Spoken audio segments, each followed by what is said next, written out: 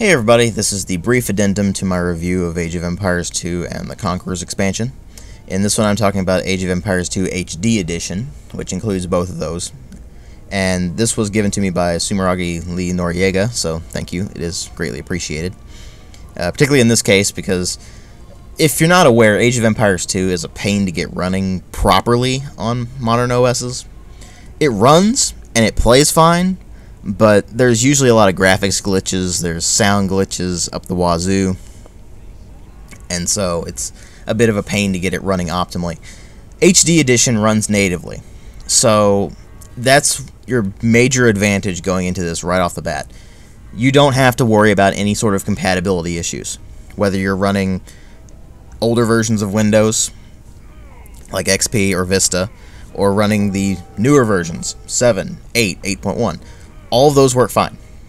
And so, right off the bat, you've got proper OS support for the modern age. So you shouldn't have to worry about that. That's a good thing. The second good thing, they got rid of the MSN Gaming Zone a long time ago, so Age of Empires 2 multiplayer fans had to find workarounds for it. This one uses Steam as its peer-to-peer service. So, it's still peer-to-peer, it still has lag issues, which that was in the original game too, so it's mostly just the game itself. It still has issues because of its peer-to-peer, but because it works through Steam, it's a lot more stable now, so you don't have to worry about having an alternate account and being able to get onto the actual gaming zone and all that sort of thing. You can just boot the game right up and say, hey, friend, I want to play this, and we want to do a death match or something. Okay, and then they can just jump right into your game, and you're good to go. So that's great right off the bat, too. Native widescreen support.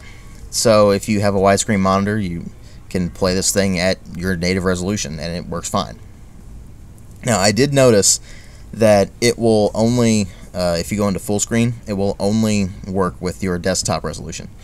There is no option for swapping out resolutions when you actually play the game, and as a result, you have to have your desktop resolution set to whatever resolution you want to play the game at.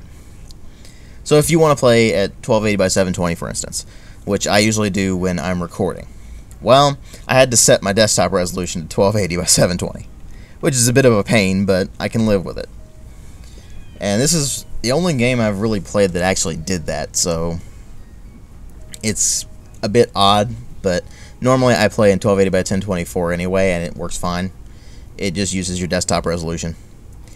Now, if you run it in windowed, I believe it only runs at 1280 by 720, but it doesn't lock the mouse cursor to the window, so you can actually move the mouse out of the window, and that messes all sorts of things up.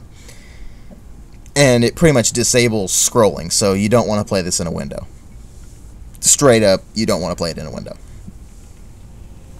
So, with the widescreen support comes a bit of an issue, but it's not a huge issue, just something that's kind of annoying. They did update some visuals here and there, mostly the flame effects and the water effects. They look nice, but they're not significant changes. The game also is, because it's a Steam exclusive kind of thing, it also has Steam achievements and trading cards. So if you really want those, they're certainly in there. But the really big question is, should you get this? Well, if you haven't played Age of Empires 2 before, and you want to play it, obviously, I'm going to recommend it to you. You should definitely get it. But, if you haven't gotten this yet, and you have played Age of Empires 2 and the Conqueror's expansion, I'm a bit more iffy on that. If you really do enjoy playing it still, then I do recommend picking it up, because it's just so much easier to actually jump into this thing and play it right off the bat, as opposed to having to mess around with a few things before you actually can get the original Age of Empires 2 and the Conqueror's expansion to work properly. But it doesn't really offer anything new to the table. except for the Forgotten expansion, which is basically the Forgotten Empires mod for Age of Empires 2, but they've released as an actual expansion pack for HD Edition. So, it's an interesting situation. I do recommend HD Edition, but it's with those stipulations. If you haven't played Age of Empires 2 before and you want to play it, get HD Edition. If you have played it before, consider getting it if you still really enjoy playing it and you want to be able to play it with your friends and such without any issues. Because I didn't really notice any issues other than lag, and that's mostly dependent on your connections, so not that huge of a deal.